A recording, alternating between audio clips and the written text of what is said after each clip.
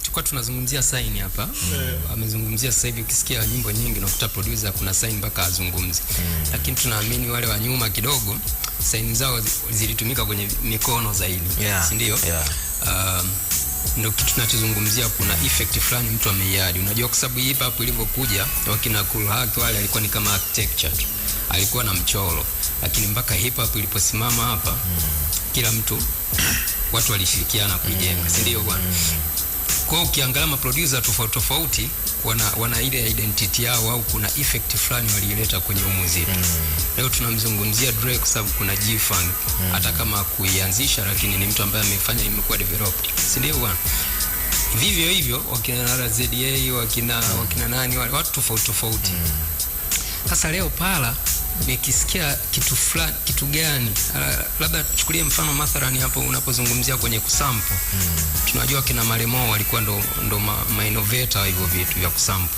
Sasa we pala kama pala kwenye muziki wa bongo, kitu gani in case leo haupo au umeachana na mambo ya production, tunasema kuna kitu fulani ukisikia katika muziki wa hip hop bongo, basi ni effect ya pala kwenye ule muziki. Kiacha ambavyo vishafanywa hivyo vingine ni kipi? Kwanza ni kama nilivyosema hapa, nikikata moto leo nafikiri nimewaambia kwenye maktaba yangu kuna vitu vingi vitakutwa. Nafikiri hiyo itakuwa ni athari chanya moja hapo kubwa ambayo of course mpaka sasa hivi bado naendelea kuishikilia, kwa sababu kwa hizo ambazo chache zimetoka kwangu mimi, kwa wengine hazijatoka, hatujazisikia, ila kwangu mimi zimesikika hata kama ziko kwa uchache. Kwa hiyo ina maana ninazo nyingi. Ndio maana nikasema kuna mradi nataka niutoe unaitwa vijana na wazee. Kwa hiyo nafikiri athari yake itakuwa ni kubwa na ni kitu ambacho kitaendelea kuwepo. Nafikiri pia ndo hayo mambo yamezaa mpaka mambo ya urathi.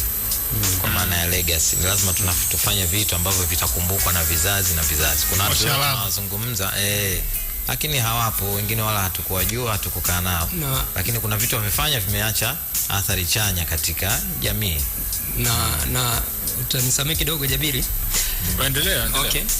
Unajua sasa hivi imetokea, zimekuwa debates nyingi sana. Producers wa zamani wanaonekana kama kidogo wanafifisha hizi juhudi za producer wa sasa hivi, as if kwamba hakuna kitu wamefanya. Umeelewa? Nitakuuliza wewe kwa sababu pia ni moja ya producers.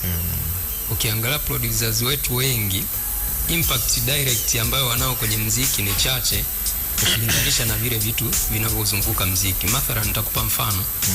Producers wengi, ili tupime ukubwa wao, tutaangalia aina ya watu walio requit au wasanii walio raise vipaji vyao, unaelewa zile au tracks, tutawapima hivyo.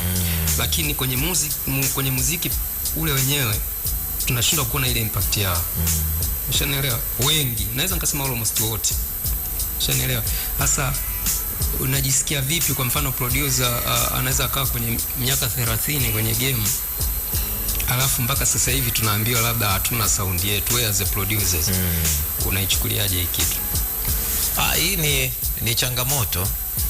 Ni changamoto, na nafikiri debate yake imekuwa kubwa hata kwa sisi wenyewe. Hata kwenye group zetu huwa tunazungumza.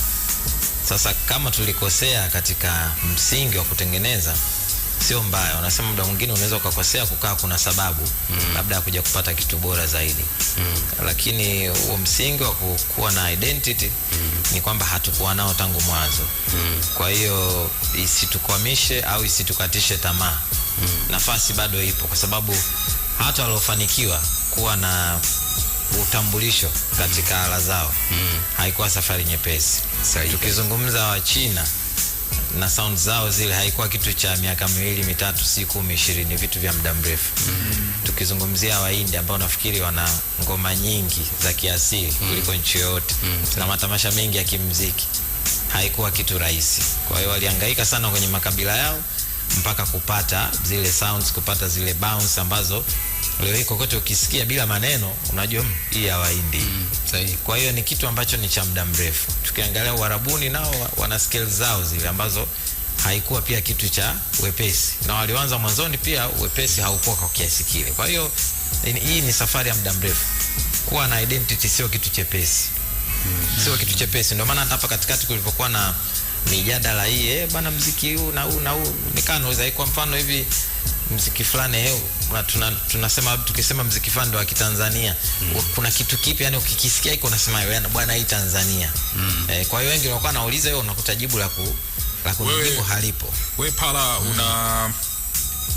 unatazamaje Singeli kuwa tayari ni kama imerasimishwa kama muziki wa kitaifa na usindio umeshakuwa unatambulika na nini ndio, and nadhani kwa walio wengi wame accept hiyo sijui kwa upande wako na namna ambavyo kama unafikiri pia kama kuna haja ya kufanya hizo fusion na watu wa rap na nini ambazo kwa baadhi kama kina Professor J walishatangulia, sijui unatazamaje Singeli na namna ambavyo huwa naogopa sana mjadala, lakini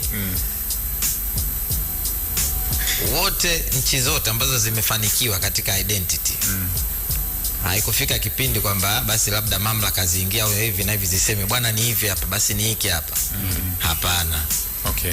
Ni ile jamii ya muziki inavyoenda kwa maana wale wanaotayarisha hadhira inayopokea automatic kuna vitu vinaingia.